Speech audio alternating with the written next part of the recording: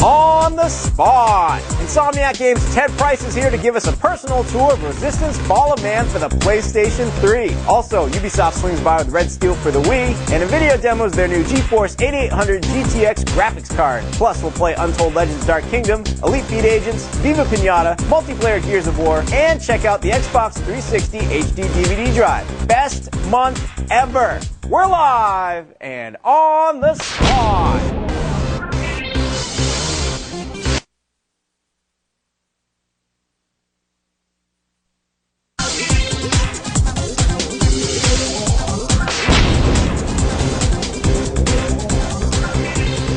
Hello, everybody, and welcome to On the Spot, GameSpot's live show we do every Thursday. We play a whole bunch of games, and man, Jeff Gerstmann, we have a bunch of games. We have a bunch of great-looking games. We have a great-looking show to go with all these great-looking games. This is... and I look great, so this is great. We have a great show for you today. What's today's date exactly? Today's the 10th. We have a week, a 9th? And that computer's wrong. We have a week until, in a day, until the PlayStation 3's here. That's completely insane. Yeah. And meanwhile, like people in Japan, well, whatever, people here are lined up already in some locations. Better people be. in Japan, I'm sure, are lined up all over the place. Yeah, probably. Because that thing's out tomorrow. Exactly. But let's live in the now. Okay. Unlike this computer, which you just told me was the 10th. And Ryan Davis, please break it down for us, today's amazing show. Oh my God. We keep on saying about how the next gen is here on the spot. For the past few weeks, we've had a whole bunch of cool PS3, Xbox 360, Wii games, but truly today it arrives. Nvidia has shown up. They have the new GeForce 8800 that they're going to be giving us a demo of. So that's really cool. And we're also going to be giving one of those away at a Nvidia GeForce 8800 GTX. So stay tuned for that. We also, again, like the past few weeks, we are going to have a whole bunch of next-gen games. We're going to have... It's not even the next gen, it's the current generation. Let's toss it. Let's toss it. It's no longer the next gen. We're going to have current-gen favorites, such as Untold Legends for the PS3. We're going to have Viva Piñata for the Xbox 360. Ubisoft is here with Red Steel for the Wii. And then we also have the new HD DVD drive, which just came out for the Xbox 360. We have one of those. We're going to play around with it some on the show.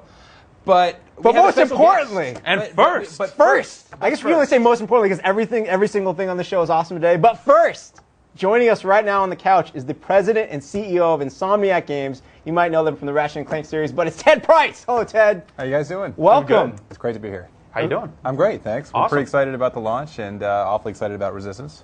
Yeah. Your game, no pressure, but this is the one that everyone wants for the PlayStation 3. Oh, it's pretty awesome to hear. I mean, we put a lot of work into it, and it's been a lot of fun hearing all the excitement as we get closer to the day it's actually on shelves. So how long has this game been in development? When did you kind of first start tossing around the idea of we want to do a first-person shooter, this is what we want to do for PS3? We've been talking about doing a first-person shooter for a long time. Our first game was a first-person shooter back in 1996. And since then, I think a lot of us have kind of harbored a passion for getting back into the genre. Mm-hmm. And the PlayStation 3 launch was a perfect opportunity to do that. Cool. So last Friday, we had our impromptu PlayStation 3 demo, and we thank everyone who caught that, and many people did. Mm-hmm. And we played a lot of Resistance single player because we had the one system and the controller. And we played a little co-op. Yeah. Or I guess I should be calling it RFOM. RFOM. But Ted, now you're here Insiders know it as RFOM. Ted, now you're here to show us the multiplayer, though. That's right. One thing that probably hasn't gotten a lot of attention is the multiplayer. And today, what I'm going to show off is one of our modes called Breach. It's unique to Resistance in that it offers kind of a different twist on a very big team match. On both sides, we have 20 players fighting over this area. In this case, it's Manchester, England. We've kind of messed it up a little bit. And the goal is to destroy the other team's reactor. And I'm going to demonstrate how to do that. Let's do it. All right. All right. So I'm on the Chimeran team here, and we have a bunch of Chimera who are waiting for me to get in. So hopefully they're going to see me running around and let me know. Okay, come on, guys. All right. So while we're waiting for them, I am going to be moving out and exploring some of the areas here. Now, what I'm looking for is one of the reactors in the level. But along the way, we get to discover nodes. And nodes are basically little strategic points where if we take a node, not only do we get to spawn there, but we gain additional cool stuff for our base. For example, we get extra weapons, we get special defenses, and other cool prizes. So what I'm also demonstrating here is rage mode. Here we have some humans. Now I'm in rage mode, which means I can actually do more damage than the humans. Cool. And why are they all purple? Because I'm in rage mode. Oh, okay. Being in rage mode as a Chimeran allows you to see through walls. And seeing through walls is hugely important because Chimeran don't have active radar, whereas humans do. And this kind of helps even things out between the Chimera and the humans. So going into rage mode, you can see here that my screen has little fringes coming in on the edge. And I can overheat if I'm in rage mode for too long. I was wondering why the guys were on fire like that. Yeah, that actually demonstrates that they're in rage mode. Now, cool thing is, in this mode, I can use my weapons like that I get from single player, such as the bullseye, which allows me to tag players, and my bullets will seek them out. So right here, this is a node, which, okay, I'm getting my butt kicked. Do they know that you're the boss and they can't kill you? I don't know. I don't think they know who I am. But everyone's trying to make a name for themselves alive on the internet here. It's okay they don't know who I am. Sony 15 thinking it's all bad. So what my team has just done, I think, here is actually the other team took this node, and so what I'm going to do is take the node back. You take the node back by destroying these rods here. Now I can use tons of different weapons to do this, but fortunately they are now leaving me alone. And I'm out of ammo, so I need to go get some more ammo. While you're getting ammo, Ted, we're going to take questions from the audience. Is that cool? Yeah, absolutely. All right, sweet. Ryan Davis, questions, please. I have a ton of questions from our viewers at home. Let's make a multiplayer if you got any. All right. Actually, one of our viewers, who I can't find right now, was asking about offline multiplayer and what sort of capabilities Resistance will have in that regard. Offline multiplayer offers all the same modes that you get in online multiplayer. And so we offer split screen, 2 to 4 players, and you have a lot of customization that you can do in offline, just like online. So, for example, in both online and offline, you can change the weapons that you're using in the match. You can change all the parameters in terms of the time, the number of frags.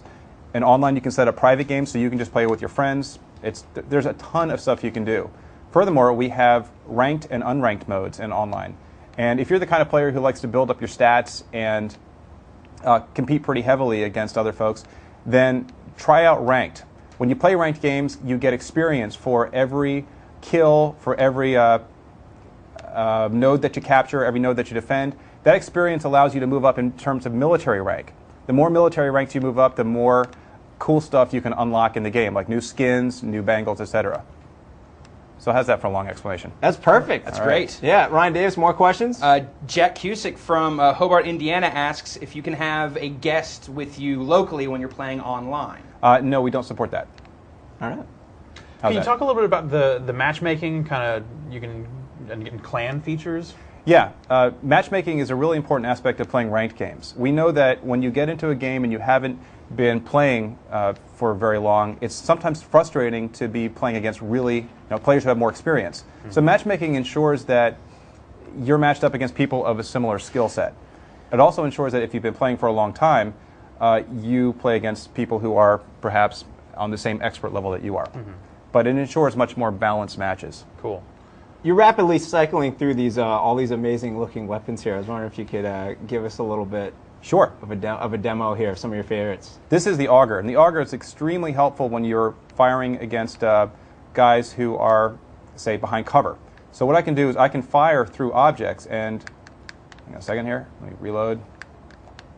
Bluetooth issue. Okay, so I'm firing here, and you can see that the bullets are actually going through the car. Okay. Or if I don't have any cover myself, I can create my own cover with this alt fire and put out these barriers. Cool. How long do those last for? They last for about 7 seconds. Nice. Another weapon that we have is, let's see, we got the shotgun. We've got the dragon. Now, what's cool about the dragon is it's a flamethrower. My guys probably don't appreciate that I'm flaming it. But you can also use the alt fire to set kind of these traps. And I'm going to create a little trap here. And if players run through that from the other team, they end up getting damaged. Let's see what else I have here. I should have the bullseye, which I'm unfortunately out of bullets with. The bullseye is the Chimera's standard weapon, and I can fire little seeking projectiles that track enemies even if they're behind cover or running around running around a wall.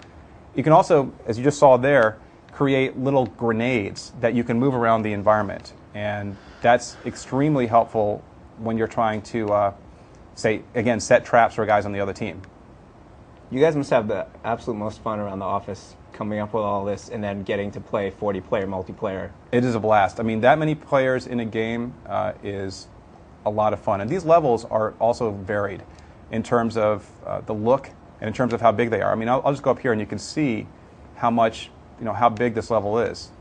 You can actually head out and check out all of these surrounding areas. And when you got 40 players, it creates a lot of pockets of unique gameplay in each of those areas. And generally the gameplay is centered around the nodes or the reactors, but it's what other game can you play on the roof of a cathedral, right?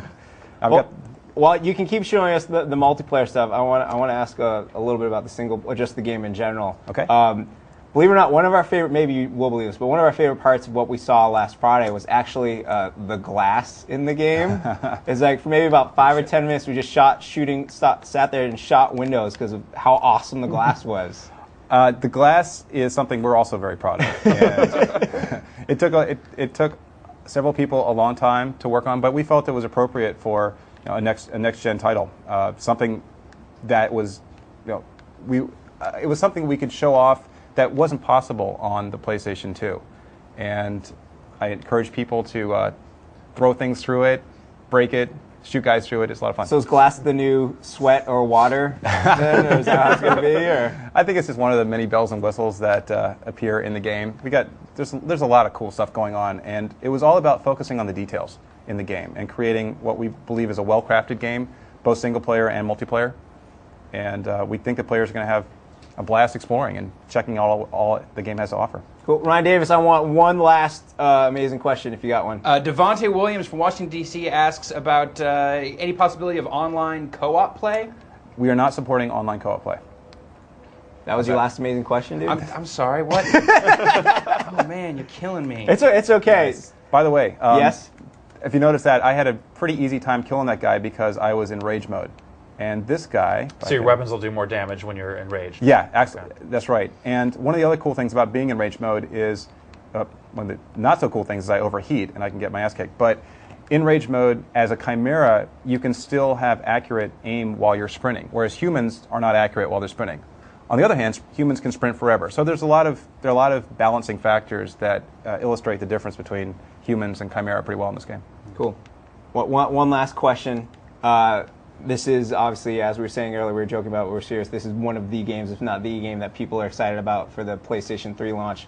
Are you hoping that the online will help carry this game into the era when there are more PlayStation 3s out there for people to play the game? Or Absolutely. We spent a lot of time building community features for the online and customization into the online games so that players would have a lot to experiment with over the next 6, 8, 12 months. And so that the game could continue to compete well against games that come out later in the PlayStation 3's life cycle. Cool. Well, thanks for bringing it by, Ted. It looks awesome. My pleasure. The game is Resistance Fall of Man for the PlayStation 3. Look for it next week. Next. Look for it next week. It's awesome to say that. But Jeff, you hinted at earlier that the Japanese PlayStation 3 launch is happening. Like tomorrow, soon. The time change. Right now, I don't have a world clock slide rule thing. So Ricardo Torres is over there right now. He's going to try getting us a Japanese PlayStation 3. he's probably in line somewhere right now with a knife ready to. Yeah, and before he did that, he actually filed the little video blog for us from his hotel room. Ricardo, take it away, sir. Hey, what's up? It's Ricardo. We are in Japan right now, so over where y'all are in the U.S., it is about 5 o'clock Thursday morning, and over here it is about 10 p.m. Thursday night. We just got in a little while ago, and we are here to check out the Japanese PS3 launch, which is happening in 2 days.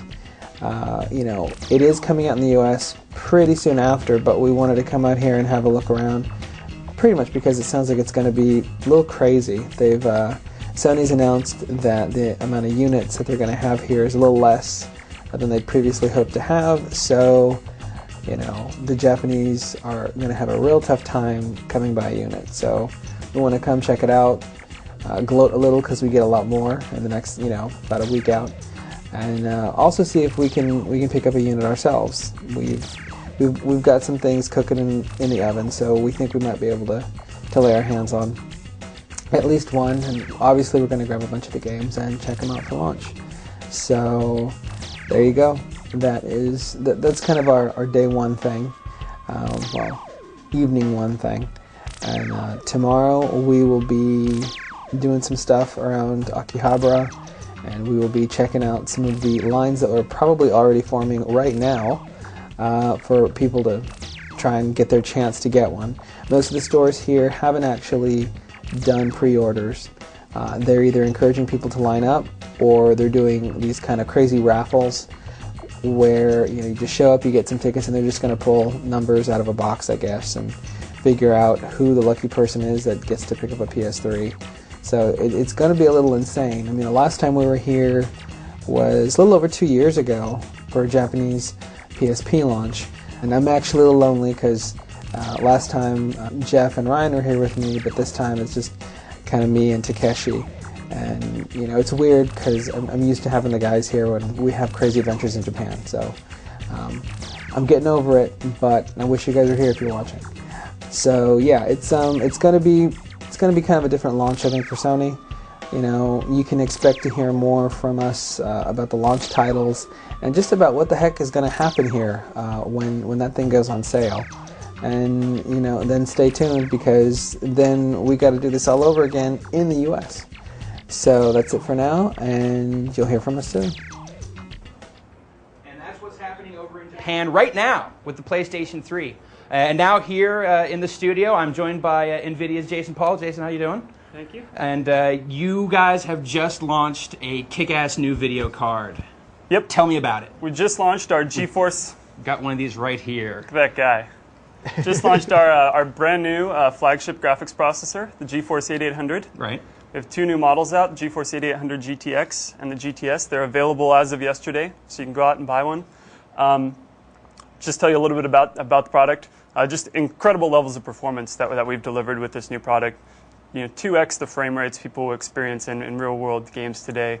Also have full support for DirectX 10, which is the next generation programming standard from Microsoft. That's what's going to make all PC games look sexy come 07. Yes, so you're going to have full forward compatibility with this hardware. It's the world's first DirectX 10 graphics card, so really heading into next generation games and next generation effects. Now, we're looking at here, this is a little demo of what the card is capable of. This is something from Vista. Am I right on that one? Yes, so this graphics card is, this graphics demo is currently running Windows Vista and DirectX 10, beta version of it, and you can really just see here, we basically have a rock formation.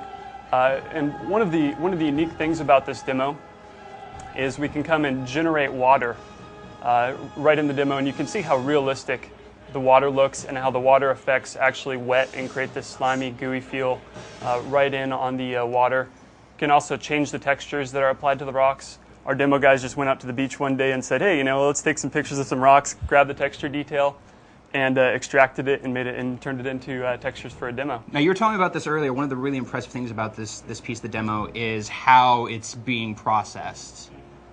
That it doesn't use the CPU to do all of this stuff, which is pretty much a typical thing for PC games. Correct. So this demo, the unique thing about this demo is that everything that you see here is being created and rendered on the graphics processor. So the entire rock formation is being procedurally generated on the graphics processor. The water is being simulated. The physics aspects of the water as it collides against each other and falls down the rock formation is being all simulated and then rendered on the graphics processor. So really just DirectX 10 really just frees up the graphics processor to do a lot more of the workload and as a result enhance the gaming experience. Let's look at some of the other demos that you've brought along with you. You've got some other pretty impressive things here. What do we want to jump off with here? Okay, well let's show you our new frog demo. Okay. So go to this guy. So now while you're doing this, can you break down some of the numbers about the card just for the people at home, the people who are crazy about that kind of information? Sure. So our new flagship graphics processor has 128 what we call stream processors, and they each run at 1.35 gigahertz. Wow. So incredible amount of parallel. How many gigahertz is that? I don't even have the math for So you that. have 128 processing cores, all at 1.35 gigahertz. So just a tremendous amount of processing power, and this is all done with 681 million transistors. So It's a lot. Just a ton of processing power inside of the graphics hardware. So now this frog demo that we're looking at, this is in real time. You want to mess around with this some? Give us Sure, a let's little play. show? So I mean, the first thing you'll notice is this really looks a bit different from the Frogger that you remember back from the 80s. I mean, Frogger wish he looked this good. we've come a long ways. So the first thing you'll notice is the environment. I mean, we've put the frog here in a pond. We can do a lot of cool things with the environment. Create some water ripple effects. I mean, just 2 generations ago, we used to do demos just on the water alone. Right. Look at this cool water shader and the reflection, right? Now it's just thrown in along with the rest of the demo. We got a little light here we can play with, and move around and take a look at the frog skin here. You can just see, this looks like frog skin. Look at how slimy that thing is. That looks gross. Dude, get away from that. That's closer than I want to be to that. So then we can come around and we can play around with the frog a little bit and have a little fun with him. Ryan Davis. Yes. We have a question from Yuri, and actually he's in Tel Aviv, and he wants to know, this is kind of an easy one for you, how will this graphics card look using Windows XP? And that's where you guys say... That we are using XP for this right now. Yes! What you were seeing with this frog demo is running in XP, so you don't necessarily need DirectX 10, is that right? Correct. This demo here per se is actually running in Windows XP. And so we're actually using OpenGL extensions to take harness of all the next generation features and running it under Windows XP. The prior demo that you saw was running Vista and using all the DirectX 10 feature sets. So obviously this is a card designed with DirectX 10 in mind, but at the same time, you're going to notice a difference if you're playing DX9 games right now. Definitely. So I mean, we're seeing in today's games real-world measured performance of 2x Right. prior generation in today's DirectX 9 games. So built for the future, built for the next generation of games, but awesome performance in today's games. Let's see your next demo here. You've also you guys have gotten yourselves a little celebrity here, if I'm to understand. Yeah, let me pull open our next demo here. So. We've done a number of demo characters over the past number of years. We've had a mermaid and some fairies and superhero characters. We've done, but we decided that this generation we really had the processing power to take a real life person and render her in real time.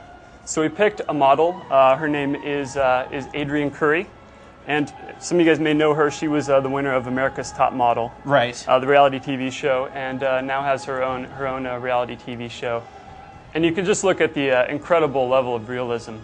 And again, this is all happening in XP. This is all happening in real time. This is all being rendered real time, so we can come in and let's take a look at some of the cool things we can do with this demo. So, the first thing is so you guys remember the slimy frog skin, right? Yes. And the shader that we had there. That was gross. We're using a very similar shader to render her skin. Okay. So. I'm sure she'd be thrilled to hear that.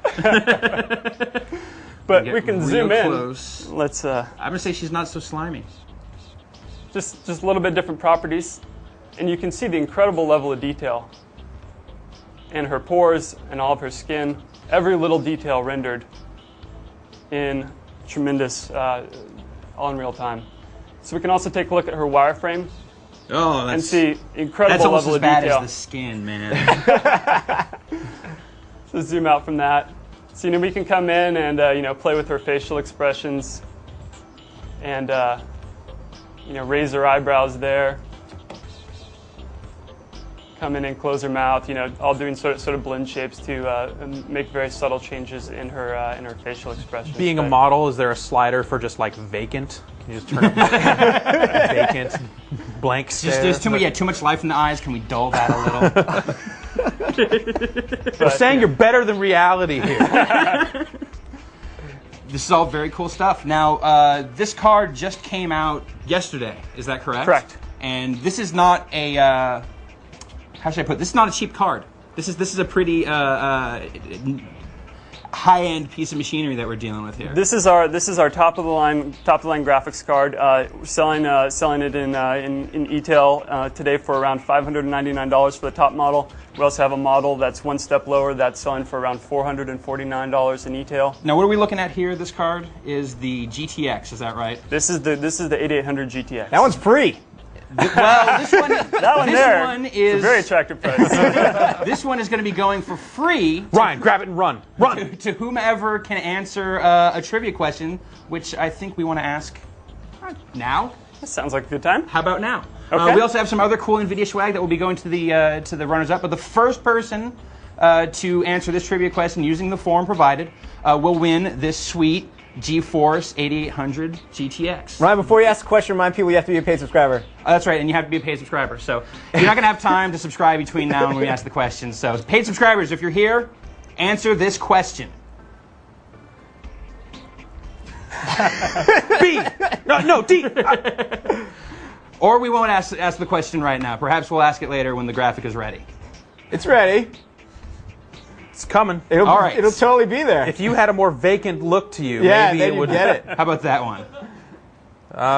It's getting there. It's getting there. Hey! All right. The question is, in this sweet new video card, how many transistors are there? Is it like this many? Is it 681,000? Is it 6.81 million? Or is it 681 million? That's A, B, C, D. Choose the correct letter, the corresponding letter in the form. First person to get the answer correct wins this sweet new video card. Question number one. For question number one. Yes. Thank you, Rich. You're welcome, Ryan. And so, yes, we'll be giving away that card to a lucky winner, as well as some cool. We have mouse pads, we have cool NVIDIA T-shirts, all sorts of other stuff. Jason, thank you for coming by and giving this kick-ass demo. I appreciate it. Appreciate it. Now, you guys just had a big launch event yesterday. Correct. To commemorate the release of this cool new flagship card of yours, and we were there. GameSpot was on hand to check it out, to watch the proceedings, and to check out some of the games that were there. And here's what we saw. CEO of id Software, Todd Hollinshead. Wow, thanks. So I think we might have some enemy territory Quake Wars fans out there today. We've got some stuff we're showing it for the first time anywhere right here today. It's one we haven't ever showed before. It's called Arc. Well, here we go. So what's going on here is you've got the GDF battling the alien Strogg, and on the GeForce 8800, it just absolutely looks amazing. Because one thing you definitely don't want to have happen when you're playing a multiplayer game is because you lose a frame here or there, is if somebody's got the drop on you, find that you've just been fragged. But with the GeForce 8800, you can crank up the detail all the way so that you get all the visual richness, all of what John Carmack designed. And so with the 8800, you can turn on all of the visual detail so that we see the missile come in and, oh, denied. Greg Goodrich, who's the senior executive producer for Vivendi and a game called World in Conflict. All right, World in Conflict, action RTS. What does that mean? Well, heavy emphasis on action. We've gotten rid of all the dirt farming, we've gotten rid of all the fortifications, we've gotten rid of all of that, and we're giving you 100% action all the time. Drop in multiplayer, drop in as a group, as a team, as a clan. Everything. You've got armor, infantry, air, support, and it's a node-based game, so you try to capture the nodes here. Once you capture the nodes, flag is raised, this is your node that you need to protect at this time. So again, graphically, with the new GPUs, what we're doing here is just absolutely like nothing you've ever seen. Another thing we're doing is a global rendering system that essentially does a constant update of the battlefield, and it renders the environment based on the condition of that battlefield. So, as things start to get destroyed, forests get burned, smoke enters into the atmosphere, the renderer is going to start making everything look more grim and gloomy and dirty and such. And then the mother of all tactical aids is our nuclear blast. Oh, here comes the nuke here. There you have it. Now, the cool thing about this nuke is that it will continue to radiate and burn and burn and radiate. And, oh yeah, real cool thing, right? Well, the funny thing about it is that now if my opponent starts sending troops into this area, you'll see a little bit about the global rendering here. As he sends troops into this area, they'll continue to take damage until this area is clean. So this is an area you're going to want to stay out of for quite some time. Shabat Yerli, the CEO of Crytek, to show us Crisis. Shabat, good to see you.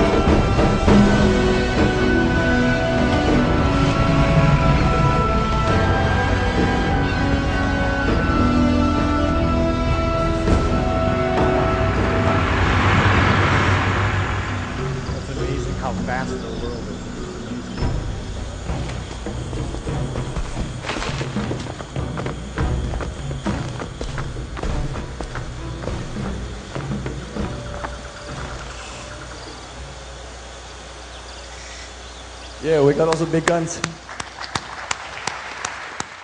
We would like to thank Nvidia for inviting us down to that release and for bringing that awesome card to the show and for giving one of you such an awesome card. I believe that actually costs as much as a PlayStation 3, I've been told. Maybe a little more when you get taxes and everything involved. Right now, I'm happy to welcome to the set, though, we got Danny Ruiz, What up? and Eric Lowe. Hey, what's going on? You guys are here from Ubisoft. You brought Red Steel and the Wii. Yeah, came by to show you guys a little bit of it. Awesome. Now, one of the things we have to do here is we're gonna turn the lights down low because this is a fine-tuned machine right here, and we don't want our bright studio lights messing with Danny here. All right, cool. So Eric, Red Steel. So Red Steel's coming out for the Wii. It's going to be available at launch. It's a first-person action game. It's a combination of both gunplay and swordplay. And what Danny's showing us here is an example of some of the gunplay. And right now we're going to go through this hangar level, and you can see Danny's starting to come up through this underground tunnel, and this is where the action's going to start. You can see some of the effects here of shooting the pipes, steam coming out of the pipes. All the environments in Red Steel we've created to be interactive. So blowing up boxes, shooting pipes, seeing steam come out. Right there, he just showed an example of the zoom feature, and what you're going to do is you're going to click the A button on the Wii remote and push it towards the sensor, and it's going to pick that up and it'll zoom you into the screen. That's all you have to do? Yeah, it's really simple. You just click the A button on with your right hand and you push it towards the television, and the sensor is going to pick up that zoom. Oh, yeah. Just like that, see? So he's zooming in like that, and then you let go of the A button and you zoom back out again. And depending on the different types of weapons you have, right now he has a handgun, the zoom isn't that powerful, but if you go towards sniper rifles or some of the machine guns, the zoom ability is going to be different. Obviously, sniper rifle is going to have a stronger zoom. And Dan just picked up some grenades, and we heard the reload sound coming out of the Wiimote right there. Yeah, so what he's shown is, right now he's shown one of two ways to throw grenades. You can throw grenades overhand or underhand, and how it works is... Let me show the underhand here, Eric. Yeah, here we go. So he's tossing with the underhand. It's based on the left hand, how you move that nunchuck with your left hand. So if you throw it overhand like a baseball, you're going to throw the grenade overhand, and if you roll it like a bowling ball, you're gonna roll it on the ground. How much throwing is involved? Because I know part of playing the Wii is figuring out which hand you want to play something. Like obviously, if you throw a baseball right-hander, are you going to want to have the... Right. Well, first of all, coming back from E3, there was a lot of feedback from the press and just general fans about, hey, are we going to be able to adjust this? And yes, you're going to be able to adjust the sensitivity of not only how fast that sensor is moving, you can go different speeds, slow and fast. If you want to go fast, you can increase it or slower. As well as swordplay, you can adjust the sensitivity. So sensitivity is all adjustable in Red Steel. Cool. Ryan Davis, I'm sure there are questions flying in about this game. Yes, Ishan Sadev from New Delhi, India, has some questions just generally about Red Steel's multiplayer. If you could talk a little bit about that, that'd be great. Sure. Well, Red Steel definitely has multiplayer. It's for 1 to 4 people, and you can play it in split screen. and it has both gunplay and for close-up you can use swordplay. So it's a combination of both, mimics very similarly the gameplay in single player. And there's also multiple modes you can play in there, classic modes like deathmatch, team deathmatch, and also a new mode that we have called Killer that incorporates the sound in the remote. So you'll get messages via a cell phone through your remote, and it'll give you different missions you have to achieve through that mission. That's cool. Yeah. Ryan Davis, next question. Give me a second, Rich. Okay. All right, so we're getting the picture-in-picture here of how Danny's doing everything right now. Yeah. What are some of the hand motions? So we know throwing. It looks like you have to shake it to open the door. Yep. What else do you have to do? So right now Danny's about to get into a sword fight here, and you'll notice he has 2 swords. His right hand's controlling the katana in his right hand, one of 5 swords you can get in the game. And in the left hand, he has a smaller sword that can be used for blocking. And there's different ways that you can block. So left hand, you're going to be using for blocking. You'll notice he's pushing the nunchuck towards the sensor, and he's bringing that out to block. Mm-hmm. And he's tying together different combos. You can also getting hit. Yeah. So right now you just notice he parried. By holding the C button and using that left thumbstick on the nunchuck, he's able to dodge like a boxer. So not only is it interactive with the right hand of swinging the swords left and right and overhand, underhand, he's also using the left hand to move his character. No super. So what Danny just gave a great example of is after you finish a sword fight, you can choose to kill or allow your enemy to live, or you can die. But he can reload it from the last checkpoint. Sure. And the impact of that, a lot of people have questions on, why would I want to let somebody live, or why wouldn't I want to let them kill them? And the answer to that is if you let them live, you're going to gain respect points. And those respect points are going to accumulate through you play the game, and it'll affect your focus targeting system, which is an example of how you freeze the game later on. So the more respect points you get, the more you're going to be able to use and have a longer bar of focus targeting system, which is kind of like a time freezing mode. I think we saw it in one of the very first Exactly. So there's a lot of incentive for players to allow those guys to live. Nice. Ryan Davis, while we watch Danny's masterful sword skills again, more questions? Gavin Chapman Woods from Cleethorpes, England, wants to know about the sword slashing animations. How dynamic are those? Right. Well, what we've done is the sword play is matching to Danny's movement. So generally the slashes, it's not a 100% matching of how it goes, because the game it could go on forever. So what we've done is we've matched it to certain diagonals and angles for him. So generally there's all the major swings: left, right, up, down, diagonal, and as well as combos you can do. So I guess a better question is not only how does the gameplay work in terms of matching to his actual arm movements, but we've also added so you can use both hands for combos. So not only is it one hand swordplay, it's 2. So that's kind of interesting as well. There's a lot to do in this sword fight right here. How hard is it to learn, and how does the game introduce you to it? Well, right now we're probably a good halfway through the game, so people shouldn't be intimidated by this. It looks fun. I'm not. It's a lot of fun, and as gamers, it's always great to have all these features. As you play the game, you'll start off with a wooden training sword in the dojo, and you'll slowly work your way up, and you'll get better, and you'll learn how to use combos with 2 swords, with 1 sword. There's an overhead dual sword attack you can use. Each time you learn a new skill, you'll be trained about it. So. Apparently, no need for respect. Yeah, apparently Danny needs no respect. Yeah. So get over there behind that dumpster and get some cover. And he's using the ducking button on the left hand, so you can duck as well as jump in this game. And hiding behind cover is going to be very, very important in this game, because your energy is going to re-energize. You'll get more health as you hide behind there. So there's a lot of some strategy going into this. You can't just run through here all crazy. Right. Well, And then I died again. It's a live show. It's okay, man. That was a great time. We can bring the lights back up. Ryan Davis, one last question, please. Corey Taran from RPV wants to know how long and how difficult is Red Steel?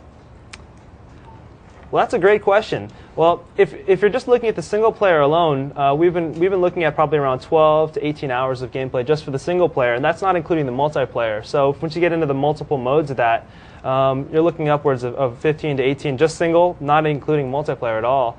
And in terms of difficulty, how difficult it is, you're going to learn how to play as you play. The tutorials are built into the missions, so you'll learn as you play. Cool.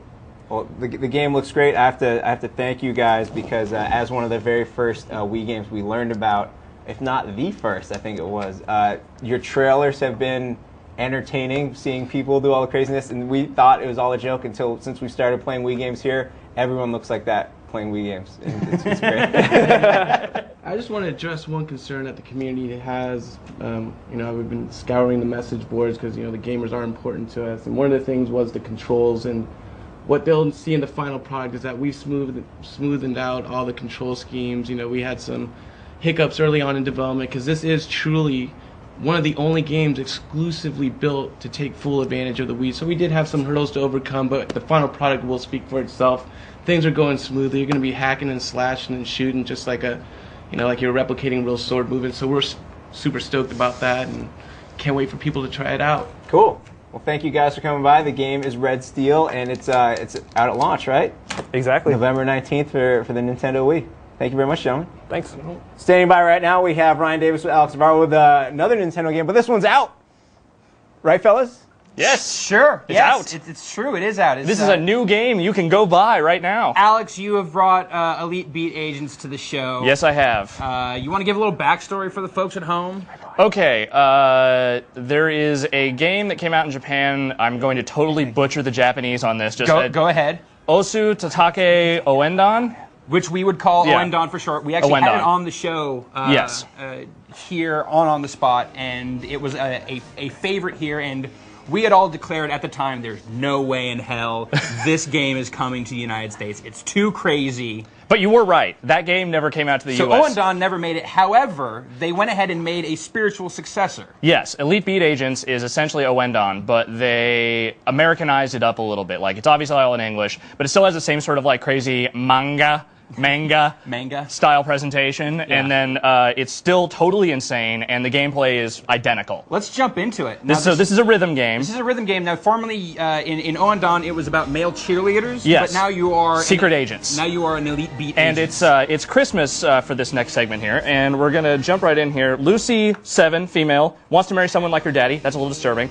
And we're gonna help her out with her little problem. And we're going to find out what it is right now. A little cutscene here. So the idea is that in each of these little sequences that someone has problems. Yes. There's a problem in the world somewhere. Some dude has an issue. Like one guy who is he's an auto executive, but he's also a ninja. So his boss orders him to go steal back some plans that were stolen from another automaker, and he has to be a ninja to do it. And somehow by dancing, you help him do this. I don't know why. Yeah, there's just a lot of stuff like that. The power of dance is in full effect in Elite Beat Agents. This is, however, the most heart-wrenching, just sappy, Lifetime movie style, like, just, oh my god, this thing, tears. You get a little misty when you watch this part, Alex? So this girl, her daddy's off to do something somewhere. He's got a suitcase, so clearly he's not coming back for a little while. And, she loves her daddy, she loves her teddy bear, and, All right, give us the cliff notes. Let's get into the actual all right, dancing it's just that here. it just gets so much more disturbing from here. But all right, we're gonna get into this. So they see her in their secret underground lair. Yes, the general. And so this is set to Chicago's "You're the Inspiration." Of course. Yes. That and totally makes sense. Yeah. Really? Yes. Now this is all touchscreen based. Yes. So you're each one of these little things that you're that's coming on screen. You're having to tap in time.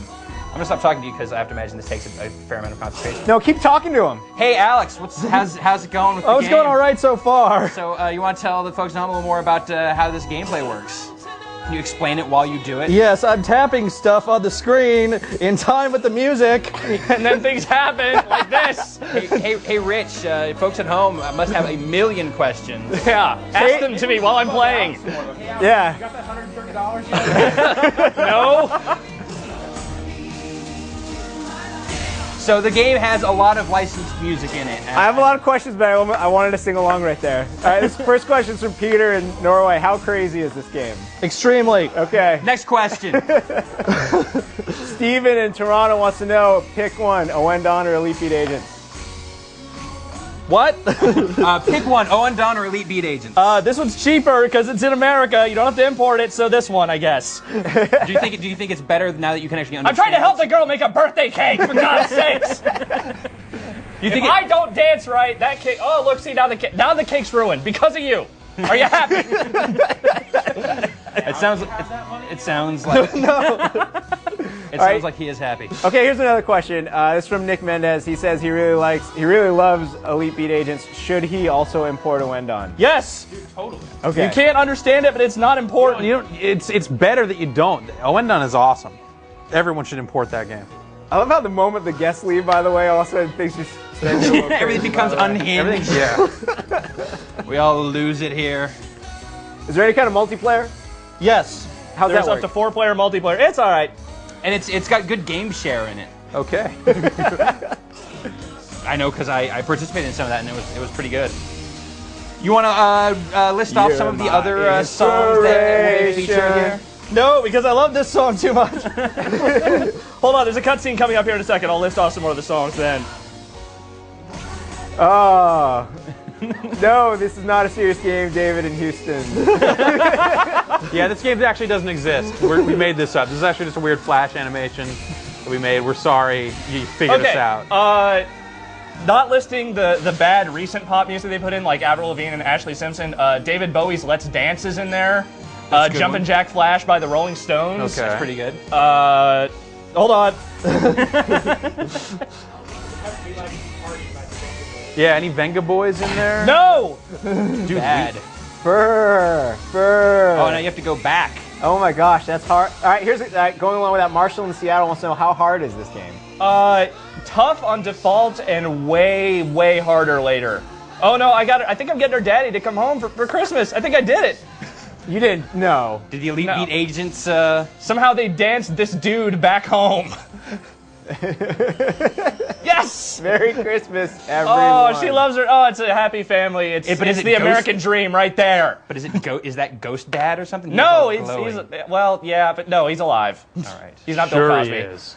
You're not reading into it. Merry Christmas, everyone. It's Christmas. Thanks, you see. Alex. What did that game get? Alex. I gave it an 8.9 because it's awesome. So that's Elite Beat Agents. It's out on the DS right now. Yes.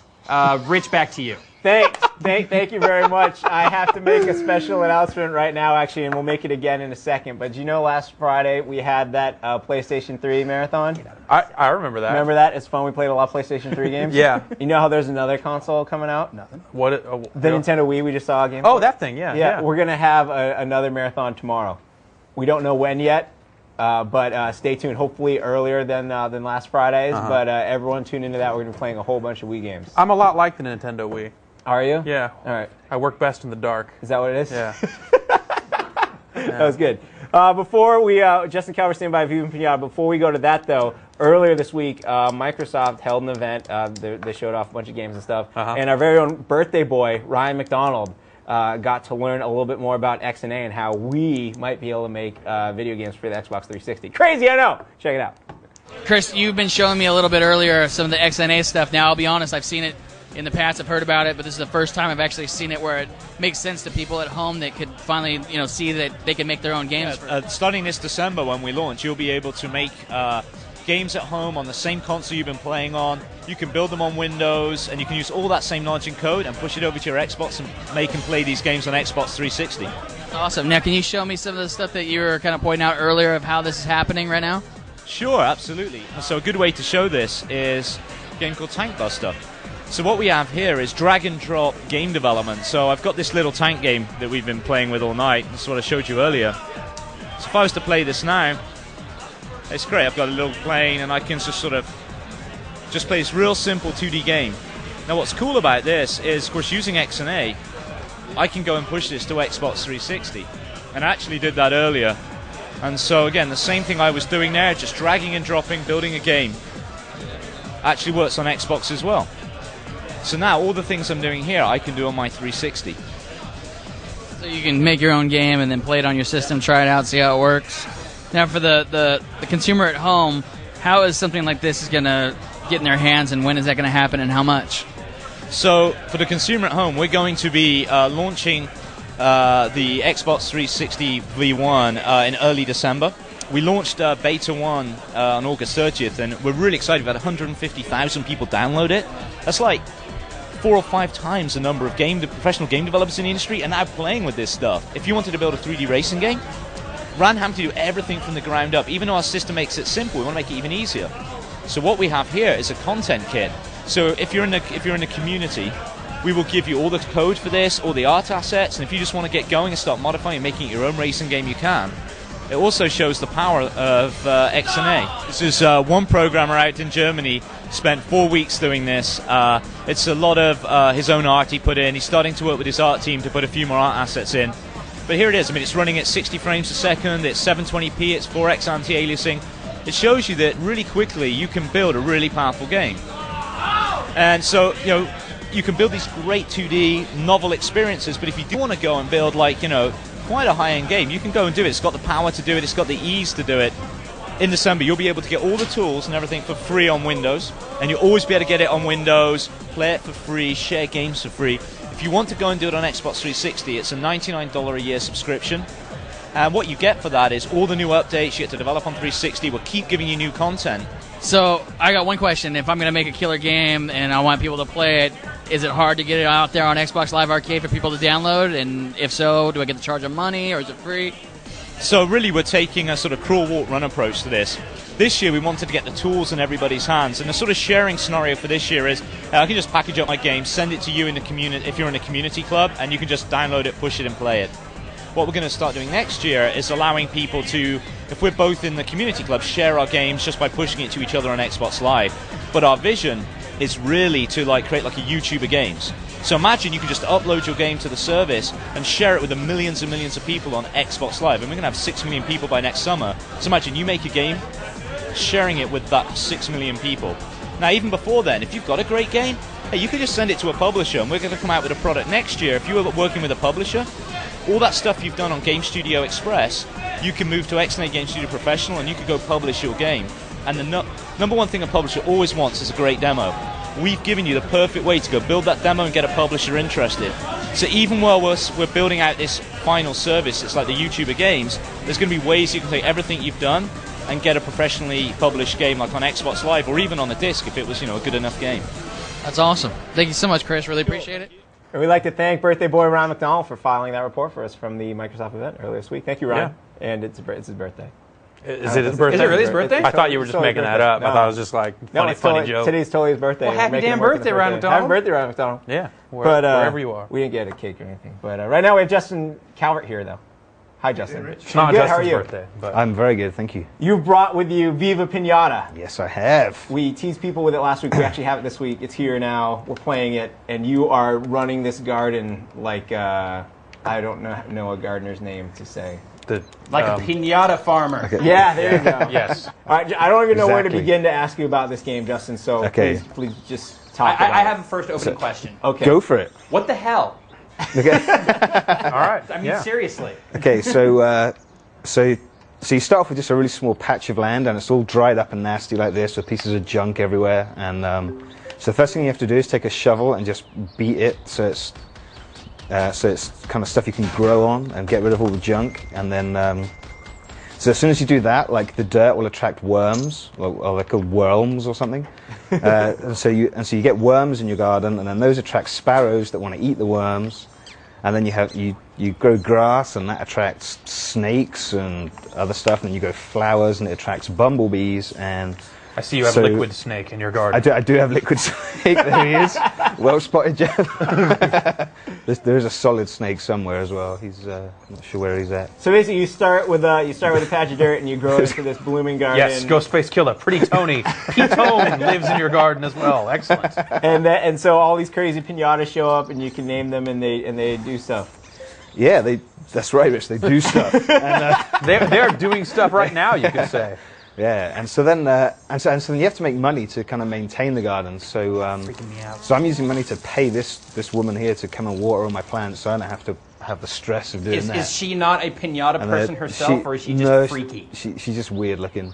And then I've built this little area here where I can plant seeds without worrying about piñata eating them, and this is where I'm making all my money. Like I'm planting chili peppers here, which are very cheap for me to plant, and then I'm just picking them and selling them and quadrupling my money. So, and I can use that money to build the fences, to buy garden items, and you need all that stuff. Like all these, like every time you do something to your garden, there's a chance that it's going to attract piñata to it. And let's see if I go to my my journal, you'll be able to see you can see how some of the piñata work.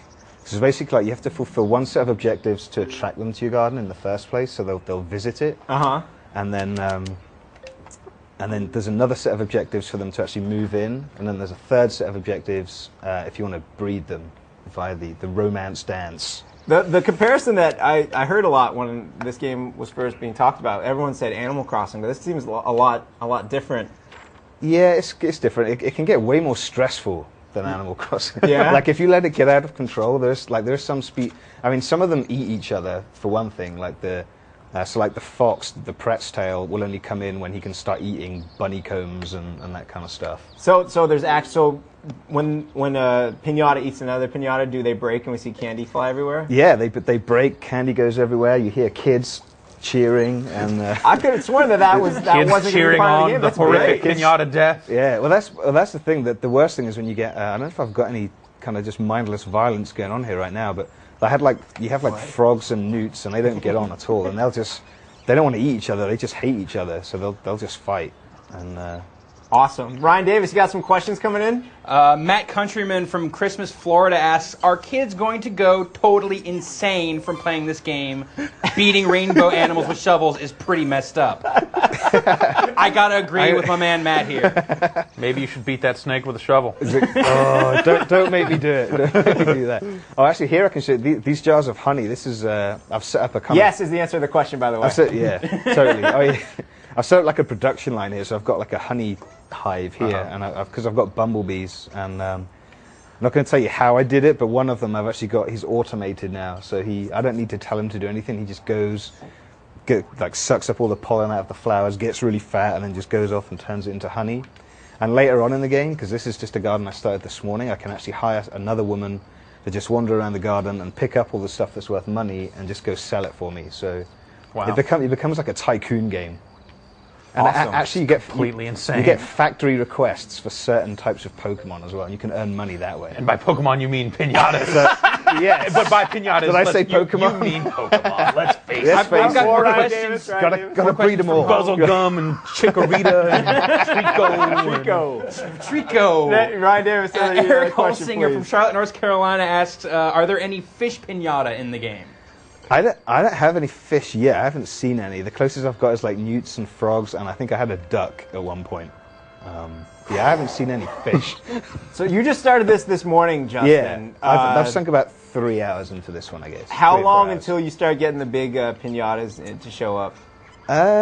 I don't know. Like where's maybe, the fudge hog? I'd say, actually, corn. there's been a fudge hog visiting the garden. But he Where hasn't is been. Horstachio? This is the biggest one I have right now. It's just a Pret's tail. I'm not sure whatever they call it, is a fox. I think I've seen that one on the cartoon. Yeah, I think he's that pretty qualifies big in the as cartoon. One of the major. Yeah, we'll count and there's a doe that's been hanging around because I have a lot of grass. But female deer? There's your fudge hog. Look. There you go. There's one over there. Okay, but he hasn't moved in, so he he's won't still move black in and white. because he's eaten a couple of worms, but he hasn't eaten any thistles, and he needs to eat both before he'll move in. Obviously. And right now, I'm not growing thistles. Last question, please, Ryan Davis. Ernie Bear from Delta, Colorado wants to know how many types of piñatas are we dealing with here? Rough ballpark estimate. I've only seen about 35 or something, but I think there are about 60. Is what I'm hearing. And I think there's still one more question that hasn't been answered yet, and that's what the hell? Yeah, you still haven't answered my first question. This game is crazy, Justin. When's it coming out? Soon? I think it's shipping today. Some Really? places, yeah. Yeah. So we don't have retail build just yet, but yeah, it's shipping today. Can I throw one more in there? Sure, go ahead. Can you just confirm for the folks at home? Everyone seems to be wondering, like, what age group is this for? Obviously, it has an aesthetic that's for kids, but would you say anyone can play this? Are you having fun with this? I'm loving it. I'm really loving it. I'm going to go try and pick up a copy tonight, and I already sunk probably 15, 20 hours into a preview build, and yeah, I got no problem doing it all again. All right. Hey, thank you, Justin. I admit, when they first announced this game, I was a little worried because it seemed like kind of like a marketing thing. Yeah, like, hey, there's a cartoon with it, there's a game with it, and it seemed like it was like boxes made for microtransactions kind of thing. But you're just ignoring all that. This looks like a cool game. But if I could just ask one more question. Fine. Do you feel like this game, I mean, you talk about how intense it gets, and we touched on whether it would make kids crazy, and obviously it will, but do you think it could be too much for younger children because of kind of the level of management you have to give it? It's not too bad because you can, like, as your garden gets bigger and more crazy, you have the option to just hire people, That'll and take that kind care of of- automates okay. a lot Yeah, of it. yeah. And the fighting stuff, I mean, like the first time I played it, I got really freaked out when all the stuff started fighting, and I was spending all my money on having the doctor, who's a kid dressed as a monkey, come and like cure them all and stuff. But then I just decided, you know what? If they're going to fight, I'll just let them die, because when they die, they release candy everywhere, and the other piñata will then eat the candy, and it makes them really happy.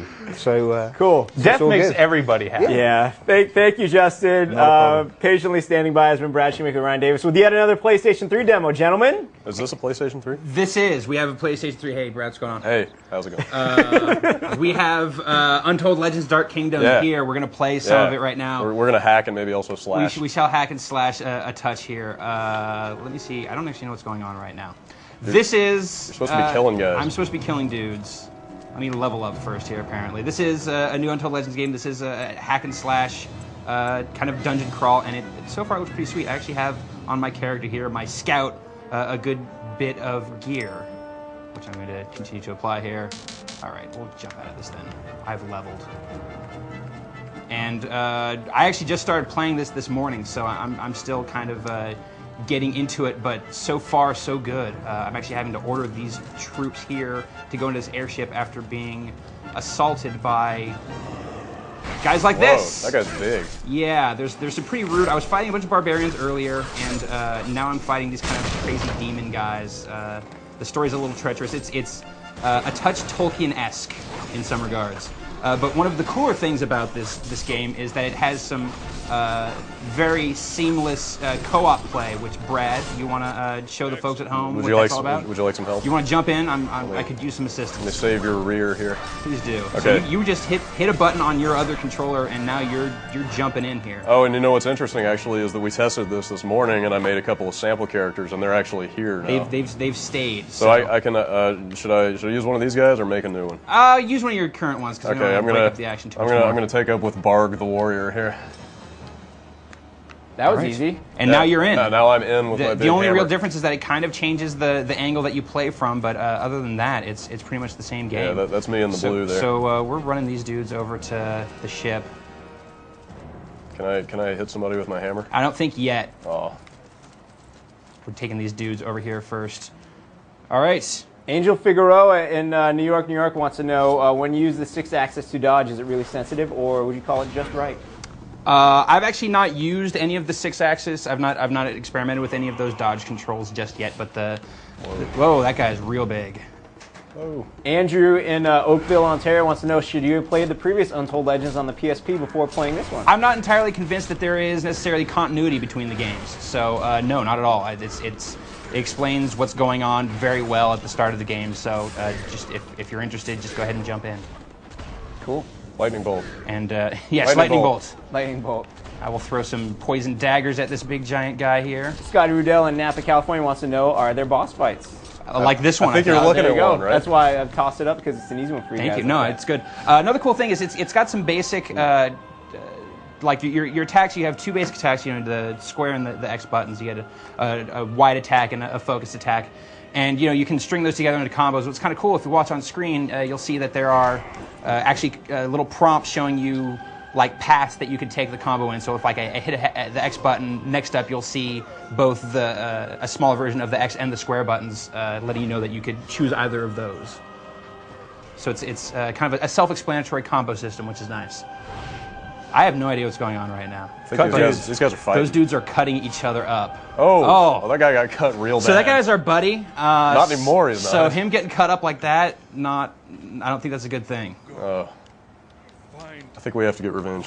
I think that's probably the gist of it. I think it's time to exact terrible vengeance. Do you guys know what kind of online capabilities this game has? I'm afraid I don't. Okay. I literally played this for the first time today, and first impression I have to say is pretty cool. Yeah, it's easy to get into.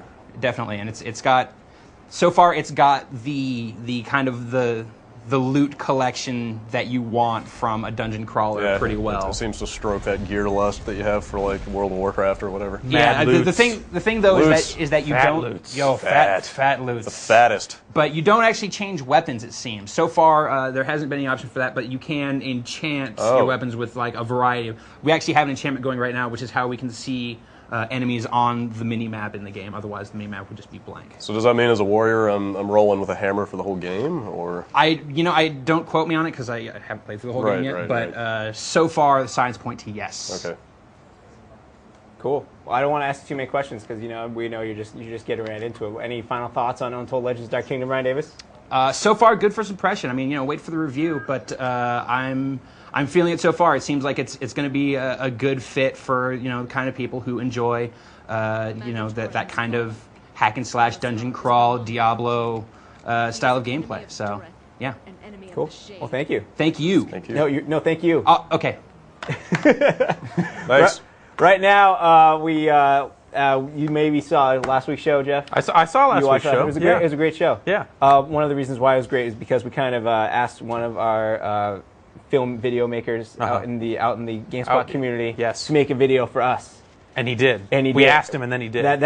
We didn't give him any direction. His name is Tom Bowen. You might know him as NoEd Basic. You might. We didn't give him any direction. We said, Tom, could you please make us a video? And he did. And last week we saw part one, which involved Agent 47, a.k.a. KH Sora Fan 69. I know that dude. Calling into our audio radio show on the internet podcast. Audio radio pod blogcast. The Hotspot. The Hotspot. He would call in frequently and never got his call aired. And it looked like last week he'd reached the breaking point. And now, what will happen next? We'll find out right now. Check it out. All right, we have one more call before we leave for the day, and this is from a guy I feel a little bad. He's called us a bunch of times, and we get a lot of great phone calls here on the Hotspot, and he just keeps missing the cut, and it seems like that frustration is boiled over, and we're going to let him vent. As a favor, we know he's a fan of the show. Sound good? Sounds great. This sounds like a horrible idea. Yeah, let's do it then. All right, cool. Yeah, exactly. That's the last straw. I'm never calling or listening or anything anymore. I've called numerous times, I've been very polite, but you still refuse to air my calls. What do you want from me? You want me to quote Fast and the Furious or something? I'll do it. You want me to talk about how long Duke Nukem Forever has been in development? A long time. We get it. Word ish didn't is not even that clever either. I've got connections with powerful people, Gallup. You screwed the wrong fan. We have a job one way or another soon enough. Good morning. You guys. Bother airing this call. Never hear it. So KH Sora Fan 69, feel kind of bad. I feel kind of like a jerk now. Yeah. I don't know. You should just know there's like 3 million other people just like him out there. If you get like your phone call through, big deal. We get a lot of calls. We do get a lot of and we appreciate every single call that we get. Almost every. Most of them. Maybe not that one. We listen to every phone call. We read every email. But the bar is continually raised. So just by the very nature of us airing a call, it's then that much harder to get another call on. And now someone who had a real question about video games is not getting their question aired because we took that one instead. Because we wanted to wipe his little tears away. Exactly, and he should appreciate that. We decide who lives and who dies. And if he doesn't like that, he's a jerk. Yeah. And I don't want to hear from him again. But if he does like the fact that we're in like that, we're buds. Yeah. Either way. We're his snakes. Word. That's going to do it for another edition of the Hotspot. For Greg Mueller, Brian Eckberg, Jeff Gerstmann, I'm Rich Gallup. Thanks for listening. We'll catch you next time right here on the Hotspot. Competitive. Brady on 3rd and 5. Plenty of time. Lobs it down the sideline for Falk. And it's off his chest, but there are the flags, and apparently contact from either Miller or Rhodes. Dick, we've talked Victor a lot. Hobson was there too. We've talked a lot about Benjamin Watson. He's a matchup nightmare. And with this... Who's on the spot now, Gallup? Who's on the fucking spot now? Guys, they don't mind getting on in a matchup because they know they have an advantage. Number 50. Didn't have to be like this, Gallup. All you had to do was air one measly fucking call. But no, you just sat there with your smug grin and your smug eyebrow. Hey, who wants to play? Tea?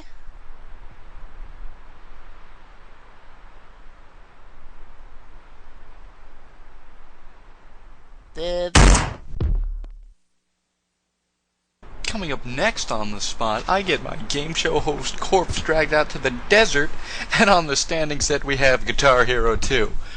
Again.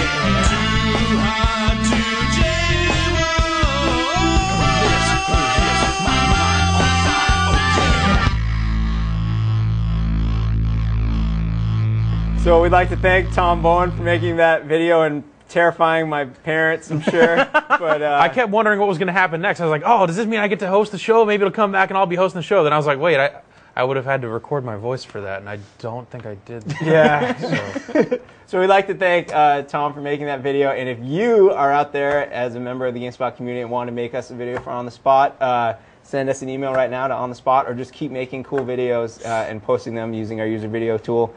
We will find you and we will ask you to do something just like that, and hopefully maybe not as violent towards myself. Or maybe more violent. One can only hope. Okay, well, Ryan Davis, thank you for joining us on the sitting set. I figured why not? Mix things up a little. Hey, maybe more violent. maybe there'll be a changing of eyebrows behind the desk. Hopefully not. Well, last week on the show we had Gears of War. And yeah. We liked it a lot. Jeff, you reviewed Gears of War. I did. You liked it a lot. That game's pretty cool. And now we have you're gonna play some multiplayer. Yeah. And you want, because we didn't get to show multiplayer. No, yeah, we haven't been able to because it wasn't out. No, yet. People and weren't stuff, so playing. it's kind of hard to. You need other people to play. So if people want to find Jeff online, you're just gonna jump into a game right now. But if people want to try following you, they can't because we're joining a ranked game. Oh, you are. So okay. You don't really get to pick what you. Can we tell them your name though, in case they want to? It's Game Spotting. If they want to try and seek me out and make something happen. Game Spotting 2T. Game Spot. Bring it. Ting. That's what it is. Yeah, I just dropped a bunch of people off the friends list earlier today, so there should be some room. So if you want to get on there. Well, tell us about the multiplayer, Jeff. The multiplayer in Gears of War offers a lot of the same style of action that you find in the single player. It's very focused on hiding behind cover, but it's a 4-on-4 round-based game. That has you kind of working in twos because you can revive players when they go down. Sort of like when your squad mates go down in single player, you can run up and hit X and kind of shake them and get them to come back. And that makes for a lot of really interesting gameplay mechanics because you're kind of forced as the aggressor to shoot a player and then when they go down, finish the job either by shooting them a lot more times or run up and you can hit X and you just do a little curve stomp. And there's always the chainsaw. Or there's always the chainsaw. Which is fantastic. Sure. Well, while you continue to try to jump into the game, because it happens. It happens. But it's a good game. Yeah. Shall we make Brad entertain us? What's going on over there, Brad? Hi, Brad. There's some questions coming in. Really? Yeah. Well, look at the camera while you read them. Well, I haven't actually gone through them yet. Oh, okay. Let me see. Let me find a couple. Why don't you guys talk amongst yourselves for a minute? Okay. All right. So Jeff, your game's starting up right now. What are we seeing right now? Jonathan Chan from Brooklyn wants you to chainsaw someone. I'll do what I can. How about that? I have to say that is like one of the most satisfying game things I've ever done. But in this mode, that's actually not at all what I want to do because this is assassination mode. And here you'll have one player who's the leader, and in this case it looks like I get to be the leader. And you want to protect the leader in this mode. So people are going to protect you. Hopefully. We're counting on Dr. Cuddles, Ziggy, and Tuxedo Tim. A more rugged, Tuxedo Tim? A more rugged bunch I've never heard of. It's not the first one. This is a really good... And it's interesting just the way these levels are designed because they seem fairly focused. Yeah, they definitely are. They're very tight levels. It is an 8-player game, but you get a lot of cover out there. And you want to shoot that guy? I want to shoot everybody. You're the leader. But see, they're going to be trying to come on and shoot me, so I kind of want to hang back here and let my guys do the dirty work. But at the same time, as the leader, I'm the only guy who can pick up the bigger weapons. So I can pick them up and drop them for other players, and that kind of unlocks them for use by by other players. See, I'm getting hit here, so I'm going to want to get back here. Oh, Dr. Cuddles is dead. Dr. Cuddles came up. Shoot! So is this the same as the other modes where it's once you're dead for that round? Yeah, there's no respawning in this game. You can be revived if you don't get killed all the way. Well, I think that's the enemy leader over there, so maybe I can go smoke him. Make some things happen here. I was really surprised at just how easy and dynamic all of the cover systems in this game are. Yeah, it's all very context sensitive. It's all the A button to kind of get into cover, and then you can kind of back out of cover. And then if you wanted to, you could very easily, you're getting shot a lot. But see, I can just hide for a little bit here, and voila, all that damage is gone. Nice hat. You like my hat? Yeah. Brad, you got more questions coming in? I have a legitimate question now. Let's hear it. Patrick Wagoner from Missouri wants to know, is the gameplay so focused on teams that you need a microphone? Can you play it without voice chat, essentially? You can play it without voice chat. I mean, you just kind of want, in that case, you'd probably want to find another player and stick with him and roll around together.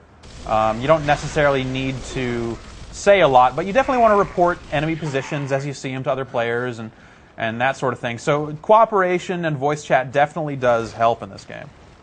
How big are the levels in multiplayer? I'm going to be dead here in a sec. You're dead. Good. Oh, wait, pound yourself back to life. Yeah. So I haven't. Oh, but that's going to go bad for me. Oh. So, okay, now we can get out of assassination and get into war zone or execution, which I won't have to play so defensively. Okay, guess what we want to see. We want to see killing. Yeah. So there's only 8 players total in the multiplayer, so I'm guessing the map's a little smaller? Yeah, definitely. They have kind of more tightly focused maps that make sense for the player size. Sure. And the sides aren't necessarily 100% balanced, but since it's a round-based game, this place where you start at will switch between rounds. Cool.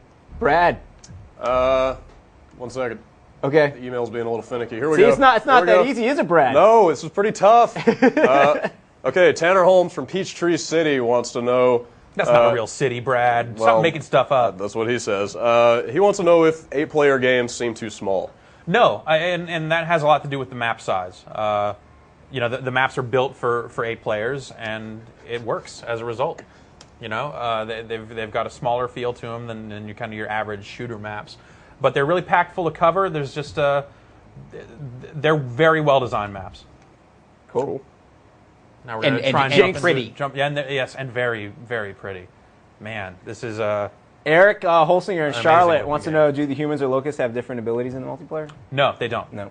They're just dudes with guns. They're just dudes with guns, and they're pretty thick. So they're the dudes with guns, or they're like creepy, slimy dudes with guns? Yeah. Basically. That guy just got 2 questions in one show. Did he? He asked another one? It was a good. You asked a good question. Is that like an on-the-spot achievement unlock or something? Yeah. Yes. Ask 2 so here we are questions playing as the Locust, and you can see I'm the sniper model, I guess. You kind of, yeah. That's you're slug blood looking. for emulsion. Is that what that said? Yeah. I get it. So here now we're actually on the same map that we were before, but starting from the other side. So different mode, or yeah, different mode. This is Warzone, and this is a team deathmatch for the most part. So the game doesn't really bog itself down with too many complex objectives in these multiplayer. Oh, headshot! Oh, that was bad for there's me. your head on the ground even. And you can spectate and everything. Yep, that's nice. Yeah, once you're dead, you can watch stuff. Cool. Well, so that's Gears of War on the multiplayer. Uh-huh. People can look for you online, or maybe come January, February, we get a little slower with the new games. We'll start. We'll play this game during the show or something. Yeah, maybe. But right now, we have a very special occasion here. I see you brought a clip. Oh yeah. Oh yes. See you brought a clip. What's up with what you got that there for, Rich? This is a red DVD case. How do you open this? You gotta pull open the little side thing. Oh my There gosh! You gotta enter the security key. This is the future. This is who already put a big fat thumbprint on the Fast and Furious Tokyo Drift That was me. HD DVD? That was me. You? But that's on the DVD side. Okay, so it doesn't matter? Yeah. So here it is. We have it. We have an HD DVD player for the Xbox 360. We do. I see you brought a clip. Yeah. How does it work, Jeff? Well, and Ryan? if you look at the dashboard here that I have up, what it does is it splits the thing into 2. So the top half is now play game, and the bottom half is your HD DVD drive. So now let me hit it. Oh, I was gonna hit the button. Oh, sorry. Close it. But whatever. So then it'll read, and it's a lot of points you got there. I got some points. Yeah. All right, how does it connect to the Xbox 360? It's got a USB cable that connects it to the system. UBS cable? Yeah. Okay. A hot UBS. Okay. And Yeah, and there's a brief update that you have to go through. It comes with a disc. That's basically the fall update, but it'll do some other stuff. And it's why'd you have to go and move the drive? Sorry, I was showing him the back of the. You disconnected it. Did I actually disconnect it? Oh my gosh, Ryan Davis. Oh, I screwed it all up. Now we saw the back of it, so that's cool. All right. Yeah. Okay, it's reconnected. So now it's reading the disc. Give this another shot here. So it's not like it comes with like some sort of awesome form factor, so you just squish it together the Xbox 360 and it'll permanently stay that way in your entertainment system. Yeah, though the one thing it does that Ryan noticed that I was not smart enough to realize is since this connects to the back, which is where you would connect the wireless adapter, they've got 2 USB ports on the back of it, so you gain a port. So you have 2 more USB ports. Because it uses a special mini USB to connect to the existing USB port on your 360. So if you are using the wireless adapter, then you come up. Yeah, and you can use the wireless adapter. Actually, it has the same kind of clip on the back of the HD DVD player, so you can still clip it to the system and use it. And I'm sure the folks at home are loving the glory of HD DVD here. Look, this is totally HD DVD. God. The phone is ringing off the hook over here. Oh, what you got, Brad? Everybody wants to know, but Richard Bell from Queensland, Australia was the first. He wants to know if the HD DVD drive is region locked. Yeah, I believe it is. Probably. So here you see one of the greatest films of the our 21st time. century. Fast and the Furious Tokyo Drift. Now these menus are... Those are HD Look DVD at these menus. Those are Look at these menus. Current gen is here. Now it's like pulling out stuff over the top of video. This disc is actually one of the more interactive discs, as I understand it, because it has this thing called U-Control. I have no idea what it is. Okay. So I just want to go back, and we're going to go to the scenes, and we're going to watch a scene from Tokyo Drift. We have to watch. We can watch the part where he races the kids. That's too early. Whatever, that's the best part. Oh, but what about many? What about the Drift parts. King challenge? DK challenge. DK-san. Oh, okay. Yeah. Donkey Kong? Yes, this is the part we'll watch. So we thank you all. Look at that logo. Look at the resolution on it. This is the HD DVD. Does it? You guys getting one? I already pre-ordered mine. It's showing up soon. Mine showed up today. How much does it cost? $200. Hey, Frank. Donkey Kong. Thanks, buddy. And I'll admit it, I kind of feel like an idiot for buying it. Really? Yeah. Why is that? It looks cool. Because you don't watch movies. Because I don't watch movies very often. I own a lot of movies, but I don't watch a lot of movies. I'm loving the fact that... They're drifting. They're drifting. So, yeah, I bought Tokyo Drift on HD DVD before the drive came out, figuring I'm going to have to get the drive because the greatest movie of all time is now available. Right. And it comes with King Kong. Yeah. When you buy it. Yeah. So I now own 2 HD DVDs. Yeah. But in reality, I only own 1. Because I'm not going to open that copy of King Kong. I made a vow when King Kong was released that I have no desire to ever watch King Kong. It's a good call, dude. Yeah. There's a really good like half an hour in the middle.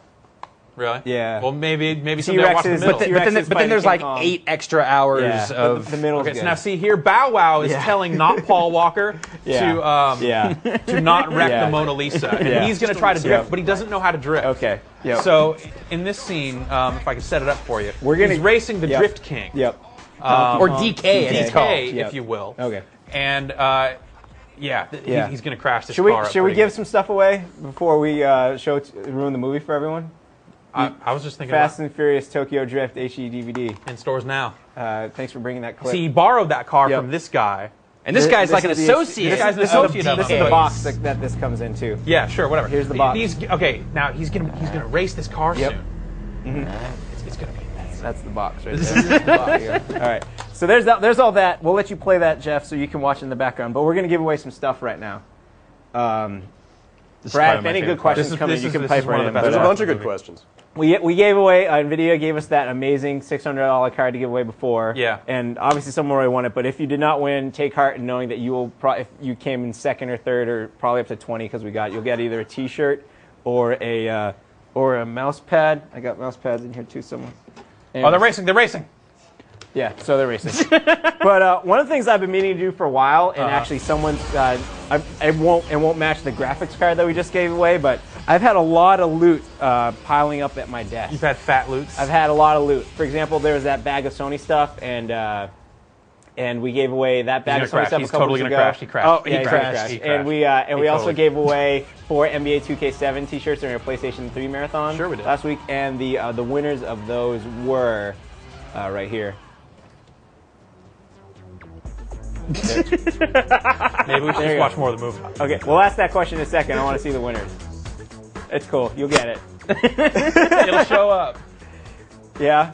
Anyway, He here's messes this the font winners. up. So the winners of the NBA 2K7 stuff, they knew that Kevin Harlan was the announcer. Yeah. Were Joseph Morales of Texas, John Suchara of Michigan, Tyler Watson of Ohio, and James Daher of Minnesota. And we asked what the most next-gen font was. The answer was Webdings. Totally. And Michel Baran of Denmark, he won himself the PlayStation 3 grab bag.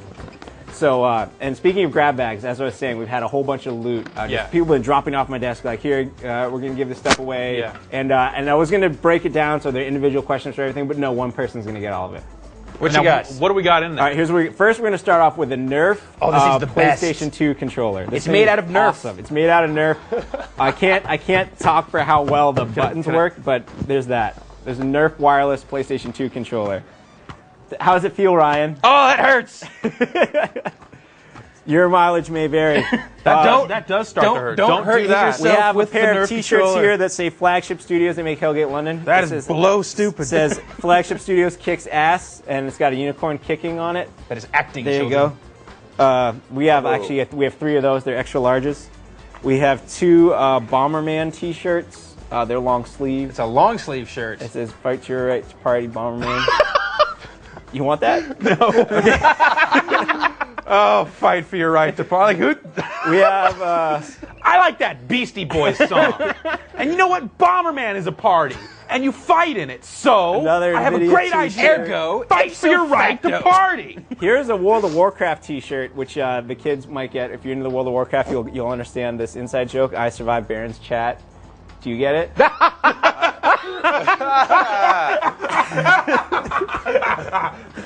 We have a Hori bag for your PSP. A what? This is Hori. nice one. Those things are awesome, dude. Yeah, you have one of these, right, I Brett? bought 2 of those. You have 2 of them? Those are good. All right. So there's one of there as well.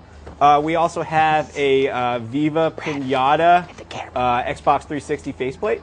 Oh, awesome. Oh, really? Yeah, so that's something. Dude, yeah, that's serious. See, this is why I had to hide all this stuff. I would If you have guys actually totally knew I had stolen that this, from it you would have been already. gone. All right, now, and we also have a bunch of Warcraft. Don't eat the pin- Nerf. World of Warcraft pins. I want to eat the Nerf. But, Nerf is and toxic. Here's where we get to the realness. Okay. Okay. Xbox Live wireless headset. Oh, what? Xbox Live Those wireless things are. I have to headset. say, I love mine. I got one of those, and they're hot. It doesn't Xbox- fit on my ear so It good. doesn't? My Yeah. ear's too big. So we got that right there. Xbox 360 marker highlighter, something like that. Tim will write something on it for you. We have Xbox Live Arcade Unplugged for the Xbox 360. Awesome. And we have Gears of War. Oh, just a little thrown in there. So just at the we'll bottom. Just a little Gears of War. We'll just throw that you in get there. Gears of War and the Nerf controller. And you get this. Those brownies are delicious. That was a good brownie. That was from the Gears of War party that Microsoft had in San Francisco recently. Yep. And this it's is a little smushed up now. This is from Matt Rory's mouth straight to you. I think he nibbled a little Did he bit bite of off it. a piece of it? Maybe. I'm not sure. I But think the FDA might get us in trouble if we give that away. Can't well, send that to then we Canada. won't give that away. Okay. We won't give that away. And there's a Cars magnet. So there's all that stuff. And so we're going to give it to one lucky GameSpot subscriber. Grab bag. And the way you're going to win is if you're a GameSpot subscriber, you're watching the show right now, you see the trivia form, prizes. Click on the prizes form. Choose question number 2 on the drop-down menu and prepare to answer the following multiple choice question. First one to do so correctly wins himself all of this loot. Ready? Everything? Everything. Question is, which is the best bag? Is it Bagman, Super Bagman, Scott Bagula, or Satchel Paige? Best bag. It's a grab bag. Oh, Tell us which is man. the best bag. Which one of how many of those answers can fit this Nerf controller in it? Yeah. So I'm gonna say Scott Bagula. Scott Bagula's a good answer. He can fit this Nerf controller. We'll announce the winner next week on the show. But it's not like we're not going to see you until next show because we got a lot of great stuff happening tomorrow. What's happening tomorrow, Rich? Well, we have a tournament TV episode from Mortal Kombat with Ed Boon's going to be here. Awesome. And the co-creator of Mortal Kombat will be here, and yes. he'll be playing Mortal Kombat against one lucky winner of the contest who made the video. Who said he likes Mortal Kombat more than anyone. And then also we have a Wii marathon. We had our PlayStation 3 little marathon? No, WII, dude. Oh, dude. You get it? You get it? Do you get it? Maybe. All right. Yeah, so we're not exactly sure what time it's going to happen. We just know it will be earlier than last week's episode. Last week's marathon started around 3-ish, I think. So stay tuned to GameSpot.com as early as you can tomorrow. You know, office hours for us, and the Wii will show up, and we will play it. We will play Wii. We will play the Wii. We will make it happen. I don't know if I can say what games we're going to have, but we will have games, and that you want to see them. Yes, Yeah, we will have games. We'll make the little me characters, and we'll have fun, and we'll wave try to get around. online with this and see. We'll check the weather. Or something. Well, yeah, it'll be awesome. Yeah. We'll see what we can do. Yeah. We'll do things tomorrow. And then, like off to the side, we can just watch Tokyo Drift on. I've been doing that for the last 5-10 minutes. Or He's so. kicking him knowledge now. Brad, no, it's the HD DVD thing. Thanks for showing that. Brad Shoemaker, any final thoughts, questions, anything? Morton from Norway wants to know if he can have your copy of King Kong. It's region locked, dude. Yeah, It's not gonna do him any good. It's region locked. Maybe he already knows that. Maybe we'll give it away in the next grab bag. Maybe. I kind of like the idea of owning it and looking at it and actively choosing to not watch it. I did that once with Derek Cheater at a fantasy baseball draft. Nice. I drafted him and left him on the bench all year because I hated him so much. But anyway, so this has been a great show. Yeah. Thanks for joining us, fellas. Phenomenal. I had a blast today. Ryan Davis, your guests, you want to thank them for I want to thank our friends at Nvidia for coming by, giving off the cards, and showing us their cool new technology. It was excellent. Thank you, Jason. Yeah, and Ken from Nvidia as well, and Alex for coming by with Elite Beat Agents, and Brad Shoemaker for coming by to play some Untold Legends Dark Kingdom, and also just to kick it. Insomniac Games President CEO Ted Price for being here with Resistance Fall of Man. So you know they make Ratchet and Clank. Insomniac Games, get them right. Games, I told him we let you guys know. Ratchet and Clank, Insomniac Games, Resistance Fall of Man. That game looks cool. That game looks really cool. Yeah. Do you get to review that one too? Hey, we'll see. We'll see. You are the luckiest guy in the world right now. And also, of course, Eric and Danny from Ubisoft and Red Steel. And I think is that everyone who came here? Sure. Yeah. Justin, did you talk about that's Justin and Viva Piñata. Yeah, thanks, Justin. I turned on U-Control over here. Did you? Yeah, I don't even know what's going on now. Behind the scenes footage while the in front of the scenes footage plays. That's crazy. Well, we'd also like to thank the Microsoft hooking us up with the HD DVD drive to show you guys that. Does that go to hardware or is that ours? I think that's... We'll arm wrestle for that. But we'd like to thank the crew for doing a wonderful job like they always do, and all of you for watching. We will see you tomorrow for a very special Wii Marathon episode of On the Spot. Tune in. Thanks for watching. Today, I missed again. Not even close.